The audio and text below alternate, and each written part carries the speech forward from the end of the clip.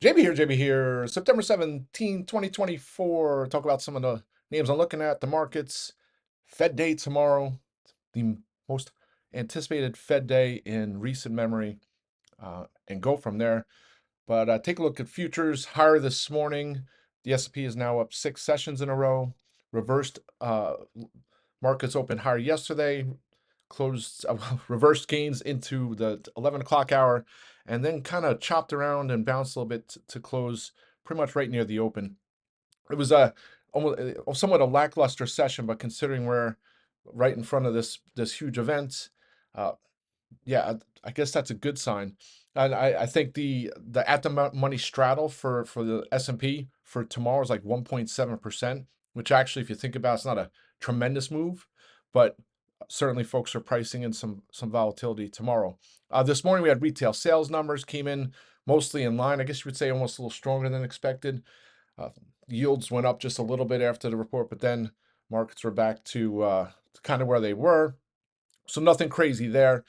Uh, and hopefully, and I put it the watch list this morning, yesterday morning. I talked about it on the rant yesterday afternoon. The 563 area was strong, seemed like strong resistance. Uh, Hopefully, is strong support here if we do get any pullback. But Dow is at all-time highs. The S&P will probably be at all-time highs at some point in the morning, and just everything's great considering it's a historically volatile month and poor performing between September and October. But tomorrow will probably set the story. Uh, Yesterday afternoon, I don't know if it was yesterday afternoon, you had some senators writing letters to the Fed. I think Warren and some of the other Democratic senators trying to urge Fed Chair Powell and the Fed to do a 3/4% rate cut. Like pretty remarkable stuff. The Fed is supposed to be independent of all the other government agencies, right? Not supposed to be influenced by the president or anyone else. And here they are trying to influence the Fed. But they'll.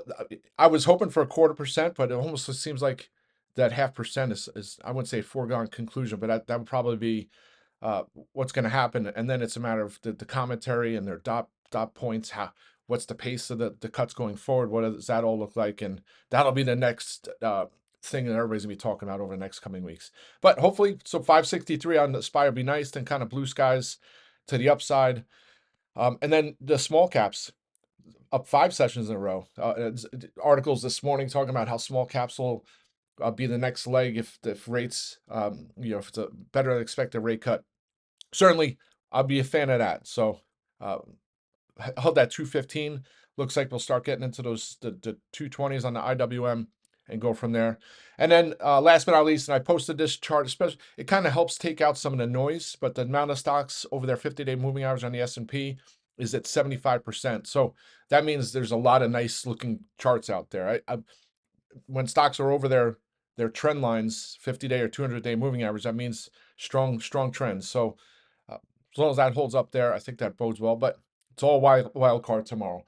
So that's the overall market. Some individual names. Clear Secure is gapping this morning. Well, there's some prints above yesterday's close. I still have the 32 strikes that expire on Friday. I'll probably look to close those. I wouldn't say right at the open sometime today, and then look to get some Octobers.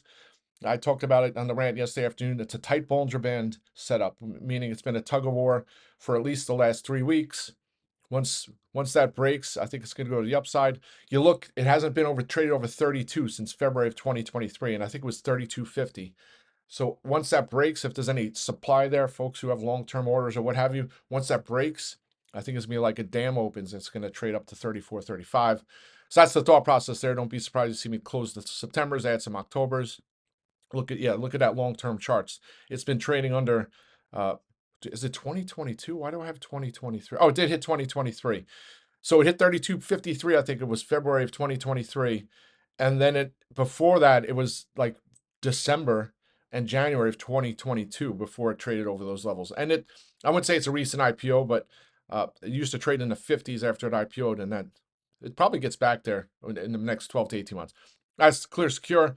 Not much here to add on Redfin. It opened in the green. Zillow got upgraded yesterday as one of those analysts who all of a sudden came out with a narrative. Oh my gosh, rates are going down. It's good for housing. He came out and upgraded the stock based on that premise. Anyway, Missed a 55% run in Redfin last week. But open higher, reverse gains. I didn't want to be in a spot where the October strikes I lost profits on, so I closed those out. I tried to get back into the green yesterday afternoon, and then it just succumbed to pressure. It was like 245. It was trying to get green, and then boom, it was back under 14 bucks. Still like that one. I think 15 bucks in the coming days. 1762 or so, I think, is the next big spot. That'll be in the next coming weeks, and then 20 bucks, I think, in the next coming months. That'll kind of be, hear me say that over and over like a broken record over the next couple weeks. I mentioned Align Technologies. It's a name I've traded many, many times over the years. A lot of times for some nice, crazy calls, because it's not a name that a lot of people look at. But they have a huge stock buyback. They've been buying back stock for years, and the outstanding share count has come down substantially. And it seems like every so often, and it doesn't happen during blackout periods, but after that, it seems like someone hits a button on the stock buyback program, and it just takes off like a horse out of the gate on a race. So I mean, some of it at the move at the start after the August pull, you can see that move. I don't know if that's the buyback, but it almost looked like we're in buyback mode again. So don't be surprised if I get some spec calls. I was looking yesterday, but you had to go up to 270 or so, and I was looking at the risk reward, trying to do the math in my head. Said probably doesn't make sense, especially we're heading into event on Wednesday. But if I see the premium start to come down a little bit, don't be surprised if I add some Align Technology calls. Not much to add here on Turns Pharmaceuticals. Got a price target upgrade by BMO Capital yesterday. Took the price from 19, their price target from 19 to 26. They have an outperform rating. I'm waiting for it to get back over 10 bucks. I'd prefer 10.49. I think that's kind of the floor with that offering number. But don't be surprised if it gets over 10 bucks. I'll add some more strikes. VKTX, once that breaks 70 bucks, my September's expire. So I'm either going to add October strikes on Friday before the bell closes, before the end of the day, or I'm going to go and get some October strikes once it breaks 70 bucks. And if it breaks 70, it might be a nice spec call play too, where I might get some inexpensive lottos to play for a move to 75 plus in the coming days. That's VKTX. And then DELL. So DELL, Mizzo, I guess how you pronounce them. They initiated outperform rating, $135 price target on DELL. And if you look at DELL, just crossed its 50-day moving average yesterday. It's gapping here at 118 and change this morning. Sometimes it does this gap and fade, so I'll probably wait for the initial gap and fade, and then I might look to add some spec calls, maybe some 123s, 124s, somewhere in there. Their earnings I thought was great, and I think it's just getting caught up with the rest of the AI pullback. And I think once it finds its footing, it's going to be back into the 130s, 140s, 150s.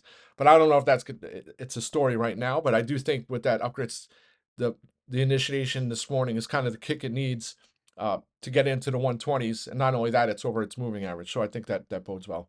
I'm trying to think of what else. Turns.